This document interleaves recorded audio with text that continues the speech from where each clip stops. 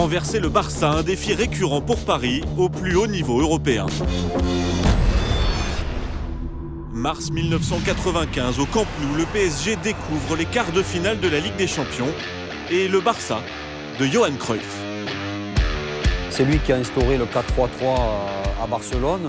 Le jeu de Barcelone d'aujourd'hui, c'est Cruyff qui l'a initié. Mais ce soir-là, le Barça de Koeman et Stoichkov ne marque pas grâce à son style.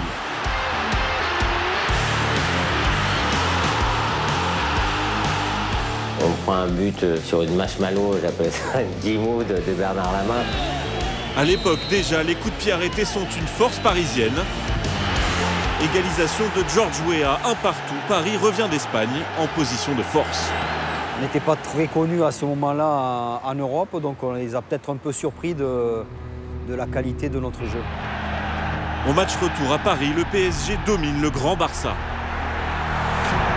Mais 4 fois en première période, les montants repoussent les assauts parisiens et dès le retour des vestiaires, Koeman trouve la tête du capitaine Baquero. Paris est alors éliminé. Mais comme son héritier, ce Paris Saint-Germain a de la ressource. Capitaine lui aussi raille égalise avant qu'un homme de l'ombre, Vincent Guérin, ne vienne renverser le géant catalan.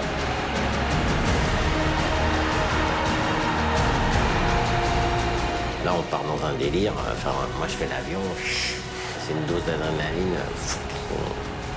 On saute très très loin. Paris tient son premier exploit majeur en Ligue des Champions. 2 ans plus tard, retrouvailles pour un titre. Finale de Coupe des Coupes. Joueur du Barça, Laurent Blanc est en tribune. Sur le terrain, Luis Enrique Guardiola et le Messi de l'époque, Ronaldo. Il était capable à tout moment de faire la différence. C'est lui qui a permis à Barcelone de gagner. Sur une accélération, le futur Ballon d'Or obtient un penalty et marque le seul but du match. Barcelone tient sa revanche. Les deux clubs ne se croiseront plus pendant 16 longues années.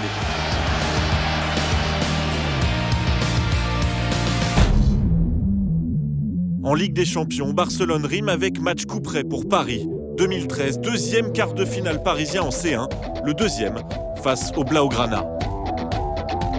Les Parisiens tiennent tête à leurs prestigieux adversaires, mais sur une fulgurance de Messi, ils encaissent le but tant redouté. Le match est une course-poursuite qui s'achève sur l'égalisation miracle à la 94e minute de Matuidi.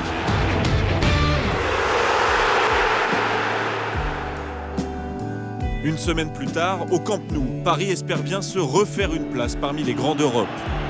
En début de seconde période, grâce à Javier Pastore, les portes de la demi-finale s'entrouvent. Blessé lors du match aller, Messi fait alors une entrée décisive.